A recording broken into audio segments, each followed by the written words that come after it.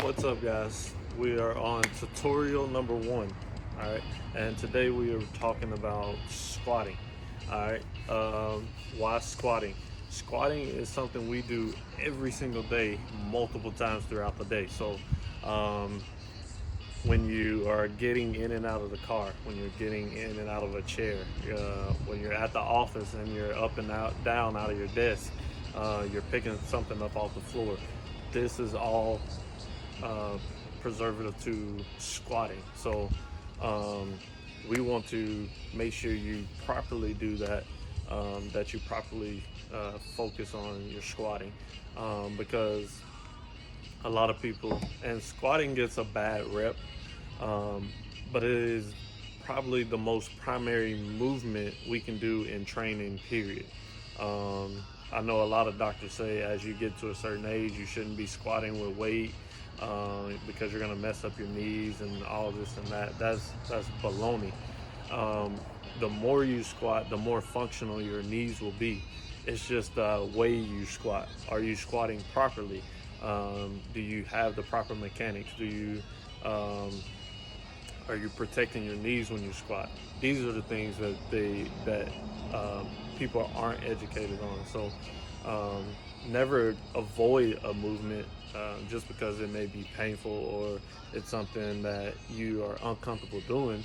Um, make some tweaks and changes, adjust, adapt, and then continue on, carry on with learning how to do that movement properly. So, starting with the squat, we are going to talk about from alignment all the way to actually doing the movement. So, first and foremost, with squatting, starts with the stance. Um, Normally, we say feet shoulder width apart, and for a regular squat, and I agree with that. However, some people may need a little bit more space between the feet, so you can go as wide as your feet just outside of your hip joints. All right, so in between that range, in between those ranges, um, that's perfect alignment for your feet. Now, a lot of people get caught up in, well, where, how are my feet supposed to be, and all this and that. Feet, I always say, um, if you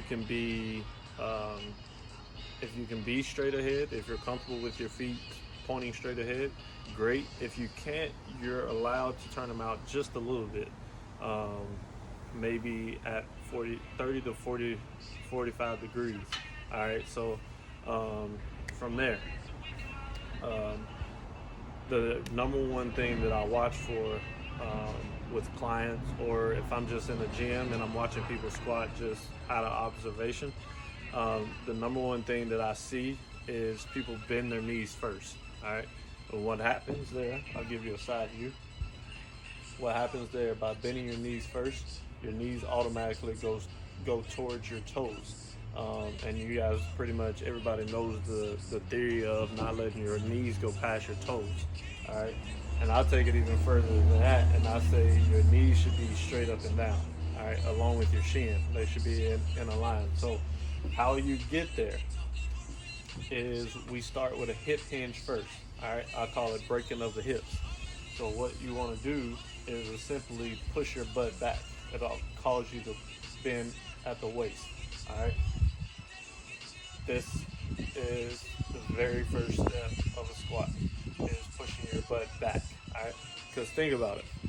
When you sit down in a chair, the chair is not normally straight down. It's behind you. So if we go knees first and then try to sit back, our bodies we have to counterbalance our body, counterbalance our weight to shift to get back into the chair. So why you see most people flop or uh, just fall down into a chair is because their knees go first, and then they have no other choice but just to fall back into the chair.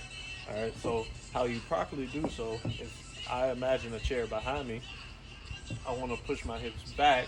That way I know my weight is going in the direction of the chair. All right. From there, the next thing that I see a lot of is you'll see people's knees cave in. All right, from right here already, I have no strength, no balance, and it's gonna be hard once I start lifting weights. All right, so again, as I said, people start with bad habits and they carry it on into weight training, and now they're trying to squat 200, 300, 400 pounds, whatever the case may be, and they get pain every time they squat. Their knees are on the verge of being replaced, all these different things. So again, how we're going to protect our knees. So as we got the hip hinge in, from here, we want to drive our knees out. All right, drive them out. The reason for driving them out is your hips have to have a pocket to sit in.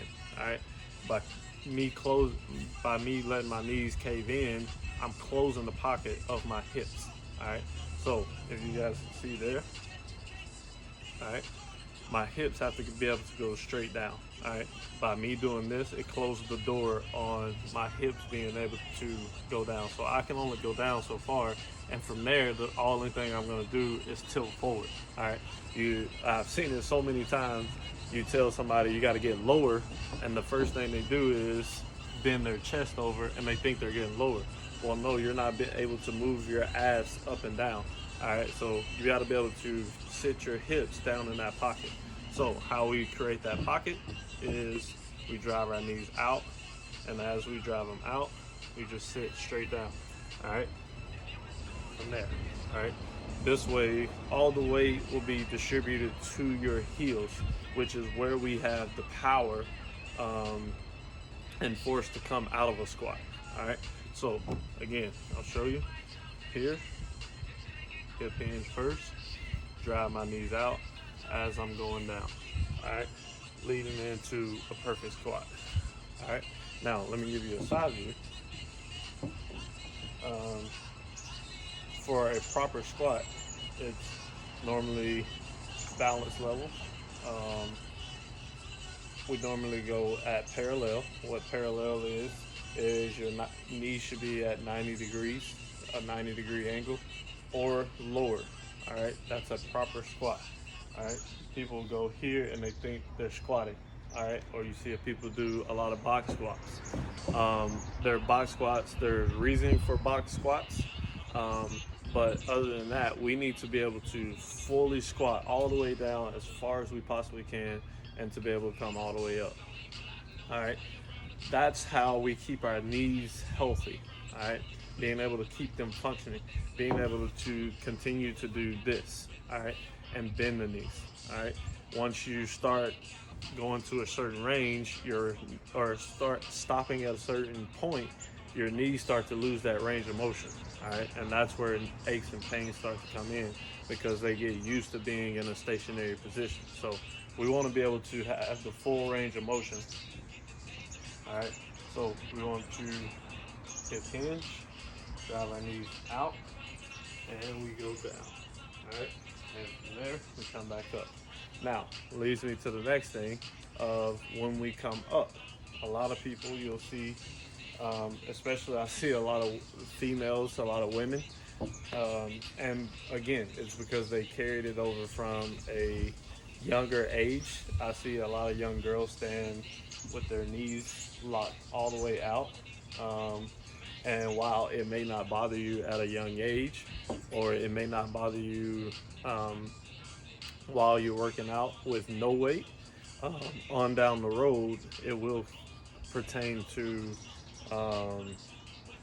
ligament pains, joint pains, all that type of stuff. And eventually, if you're if you're an intense athlete or anything like that, you can start tearing ACLs, putting strain on your tendons, and your joints. So this is why we want to be able to cover the basics now. That way, when you do get on into more intense training, or just to be able to function properly on into later in life, we want to cover this stuff now. So again, when you do a squat, you're going down, and then you're coming up just before you lock out, and then going right back down. All right, here, we keep the tension on our muscles, all right, and taking the strain off our joints, off our ligaments, off our tendons, all that type of stuff. So these are just a few basics. As I said, squatting is very, very important. No one should avoid squatting, whether you're using a lot of weight, no weight, minimum weight, resistance bands, doesn't matter. Squatting should be in everybody's training regimen, all right, because it's something we do on a regular basis. Um, and also, squats is the base to everything else we do with our legs, functioning wise. When you walk up the steps, it's a part of squatting. If you can't, if you're not able to lift your leg in a functional capacity, it's hard for you to get it on to the next step. If you don't have the strength to push off one leg to go climb up the next, it's all pertains to squatting. So squatting is very, very important, and it's something that we should take seriously. It's something that we should do consistently, and it's something we should take our focus to. So, you guys, let me know what you think. That's number one tutorial. I will be bringing you number two tomorrow. And let me know what you guys want to see from that standpoint. All right. Yeah. Keep it simple. Don't feel like you have to do all these complex or complicated exercises to look good, feel good, and be in shape, because that's not the case. Stick to the basics. Keep it simple. And then as you get comfortable with those things, once you master the basics, then you can carry on to the more advanced exercises. All right. You gotta stay tuned, stay elite.